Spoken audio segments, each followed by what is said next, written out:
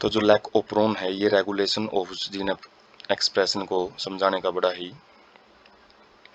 Important mechanism है, जो कि फ्रैंकोस जैकोब और एक ये जेनेटिक्स थे और बायोकेमिस्ट थे एक जैक्यू मोनोड, तो इन्होंने दिया था ये। And इल्यूसिडेट A transcriptionally regulated system, तो इन्होंने एक जो ट्रांसक्रिप्शनली का मतलब है ट्रांसक्रिप्शन लेवल पे प्रोटीन सिंथेसिस के लेवल पे जो रेगुलेशन है किस प्रकार से होता है हम इकोलाई बैक्टीरिया के अंदर देखेंगे, तो उसको बड़े अच्छे ढंग से इन्होंने वर्णित किया था, उनकी जो व्याख्या करी थी। इन लैक ओप्रेन, लैक्टोज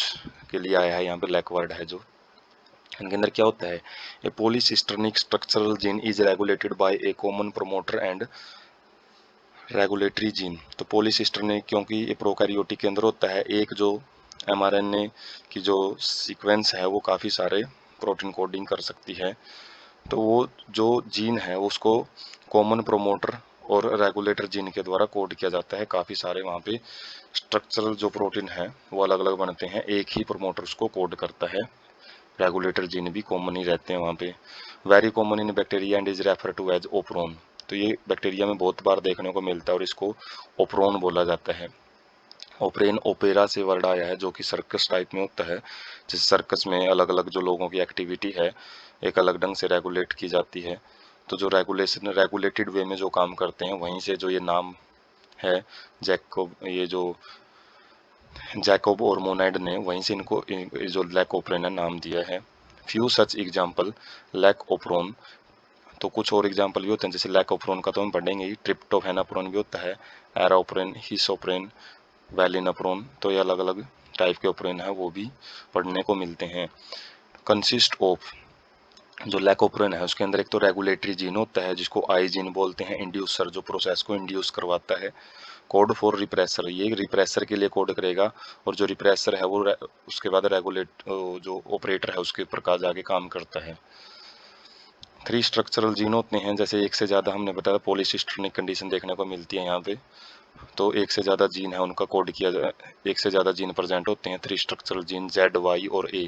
जो जेड जीन है पूछ लेते हैं अलग अलग किसके लिए कोड करते हैं, जेड जीन है बीटा गैलेक्टोसाइडेज जो एंजाइम होता है लैक्टोज की ब्रेकडाउन में मदद करता है, जो hydrolysis of lactose into galactose and glucose, lactose एक डाइसैकराइड होती है जो कि मोनोसैकराइड में ग्लैक्टोज और ग्लूकोज में तोड़ दी जाती है बीटा गैलेक्टोसाइडेज एंजाइम के द्वारा, बीटा गैल जिसको शॉर्ट फॉर्म में बोलते हैं। जो वाई जीन है वो प्रीमिएज का काम करता है, जो कि जो प्रीमिबिलिटी है बीटा गैलेक्टोसाइडेज की जो प्रीमिबिलिटी है सेल के अंदर वो इंक्रीज कर देता है, और साथ में जो लैक्टोज है उसकी प्रीमिबिलिटी को इंक्रीज करके रखता है। और जो ए जीन है वो ट्रांस एसिटाइलेज एक एंजाइम होता है जो कि ट्रांसफर करता है एसिटाइल ग्रुप का,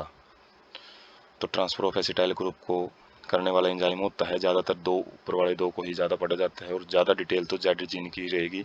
जो कि बीटा गैलेक्टोसाइडेज को कोड करता है बनाता है।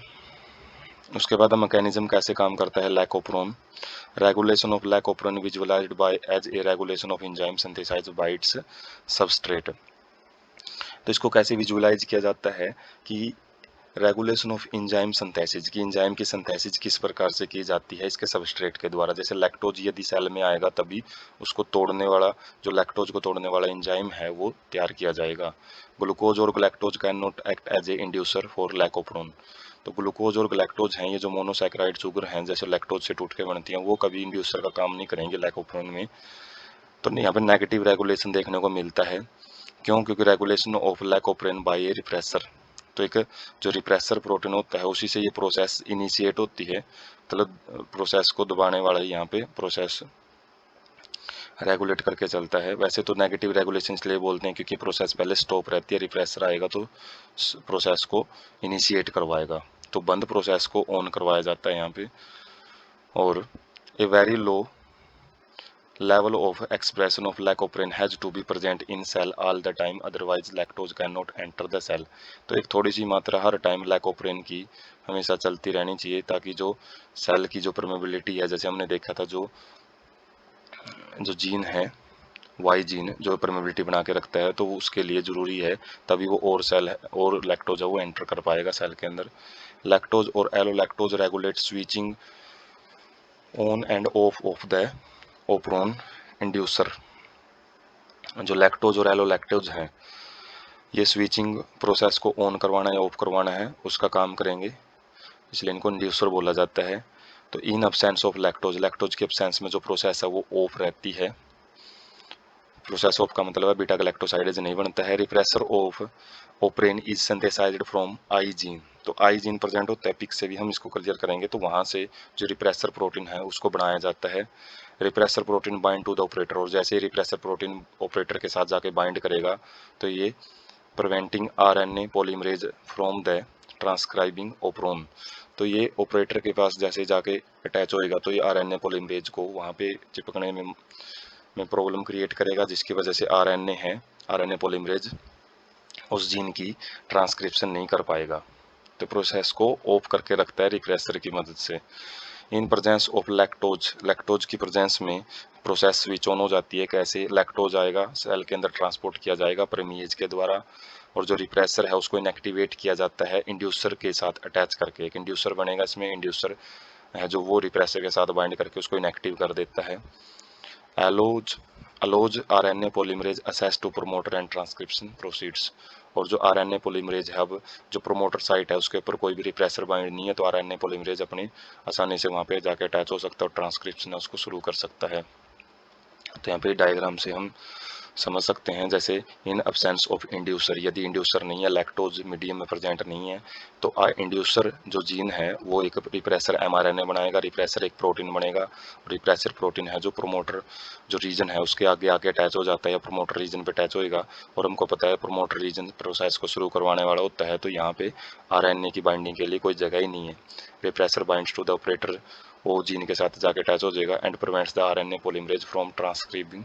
The operon. तो ओप्रोन यदि यहाँ पे आरएनए पॉलीमरेज आके अटैच भी हो जाता है तो प्रोसेस है वो डाउन स्ट्रीम नहीं चल पाएगी, क्योंकि बीच में ये एक इनहिबिटर फैक्टर काम करेगा। और यदि यहाँ पे प्रेजेंस है, इंड्यूसर प्रेजेंट है मीडियम के अंदर, यदि हमारे पास लैक्टोज है तो एक इंड्यूसर बनेगा एलोलैक्टोज, और वो क्या करेगा, जो रिप्रेसर ऊपर बना था उसी के साथ बाइंड करके उसको इनएक्टिव कर देता है, जिसकी वजह से जो ऑपरेटर है वो यहाँ पे फ्री रहेगा और प्रोमोटर के पास जाके आरएनए एंजाइम आएगा जो कि इस प्रोसेस को, जो आरएनए पॉलीमरेज है जैसे ही इस जीन को एक्सप्रेस करेगा, यहाँ पे लैक एमआरएनए बनेगा, और लैक एमआरएनए से अलग अलग जगह से बीटा गैलेक्टोसाइडेज, प्रीमिएज और ट्रांस एसाइटेलेज, इन तीनों जो एंजाइम्स हैं उनकी यहाँ पे सिंथेसिस है वो की जाएगी।